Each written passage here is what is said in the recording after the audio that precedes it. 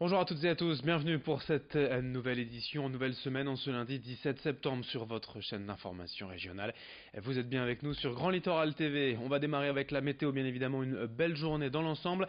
Un grand soleil pour tout le monde dans la région, aucun nuage ou presque aujourd'hui. Une belle impression estivale qui plus est avec des températures supérieures au normal de saison. 23 degrés cet après-midi à Calais, 24 à Boulogne, Le Touquet, Dunkerque, 25 degrés pour les maximales à Saint-Omer. On en reparle après ce journal.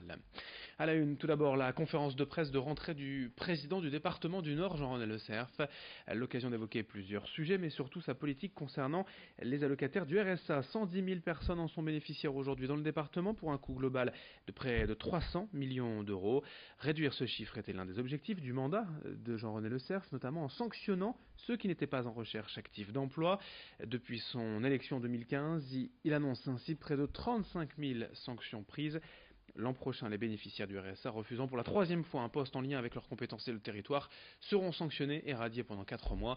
Pour tous les autres, il existe aussi des solutions et des accompagnements pour faciliter le retour à l'emploi. Explication au micro d'Idil Gunaï.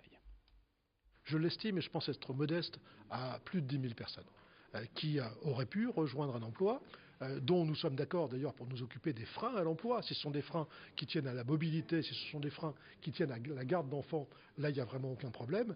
Mais nous avons l'impression que pour une bonne partie d'entre elles, effectivement, la collaboration s'arrête le jour de la signature du contrat. Et là, nous estimons effectivement que ce n'est pas possible. Le RSA, c'est pas open bar. Les moyens du département sont limités.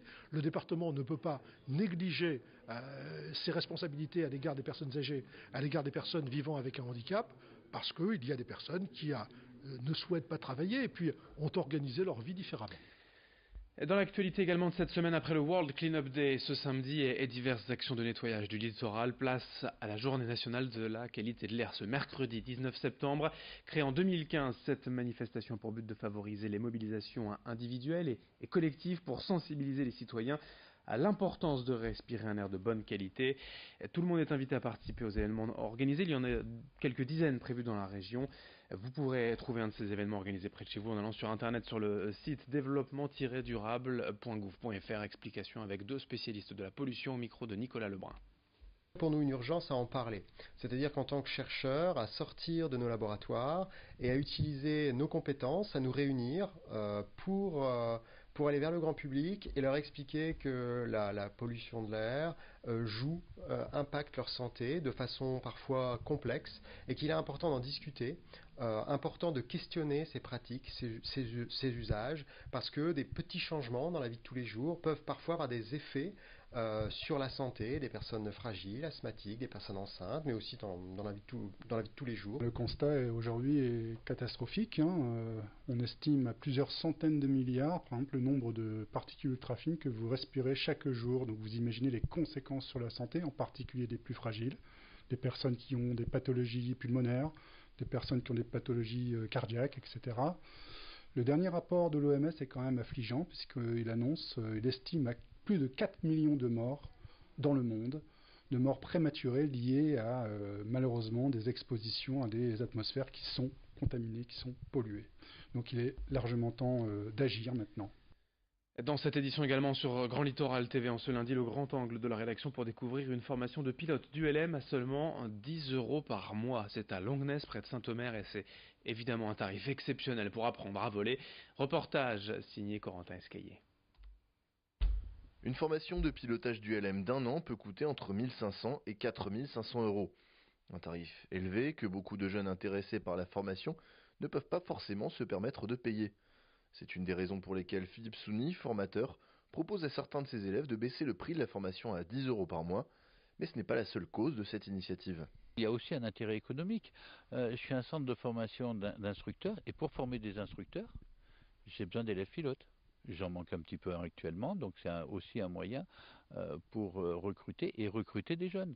Et l'autre raison, c'est pour permettre à des jeunes qui ne penseraient pas que c'est quelque chose d'accessible, de possible, qui se mettent des barrières à la fois financières, à la fois de possibilités, de leur montrer que apprendre à piloter, c'est quelque chose de totalement réalisable. Tous les élèves ne pourront pas accéder à cette formation à prix réduit.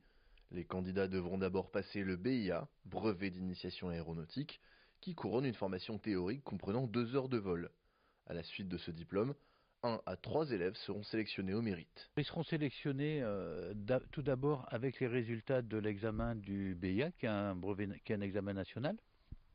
Donc il y aura la note, la mention, leur participation au cours théorique et leur réaction pendant les 2 vols de cette formation du BIA. Piloter un avion peut paraître très complexe au premier abord, mais le pilote l'assure et se veut rassurant. Piloter, ce n'est pas si difficile qu'on pourrait le croire. C'est pas plus difficile d'apprendre à piloter que d'apprendre à conduire. Ça demande un peu plus de rigueur, pas mal d'investissement personnel parce que y a plus de réglementation et de choses théoriques à savoir que pour une voiture, mais c'est guère plus difficile. Pour apprendre à piloter, il suffit de venir nous voir et de s'inscrire. Les cours se partageront à la fois entre une partie théorique et une partie pratique. Ça va durer une petite année et ça va occuper entre 1 et une demi-journée par semaine.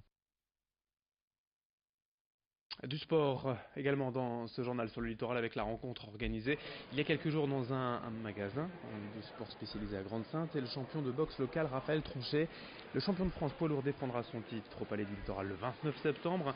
Un petit événement car cela fait maintenant plus de 10 ans que Raphaël Tronchet n'a pas boxé chez lui dans sa ville natale et ce sera face à Karim Berejdem. Aujourd'hui le boxeur nordiste a gravi les échelons en remportant récemment le titre WBC méditerranéen, une première ceinture internationale qui en appelle d'autres, mais d'abord il s'agira pour Raphaël de conserver ce titre de champion de France qui plus est devant son public. On l'écoute au micro d'Omar Mustafa.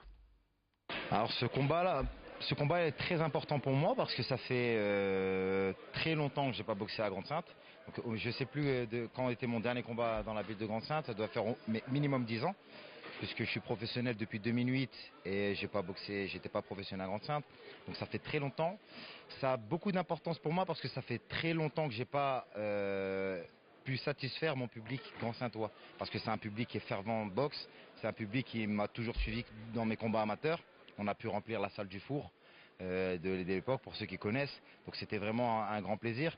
Et là, aller chercher ce titre de champion de France à Paris en novembre 2017 et pouvoir le ramener sur mes terres, chez moi à Grande-Synthe et le défendre devant mon public, c'est extrêmement important pour moi et ça me tient vraiment à cœur. Et puis d'autres résultats sportifs, tout de même pour terminer en football en national. Notez la défaite de l'USBC à Chambly 2-0 et celle de l'USLD face à Rodez 2-1. Fin de cette édition, merci à vous de l'avoir suivi sur Grand Littoral TV. L'info continue dans un instant.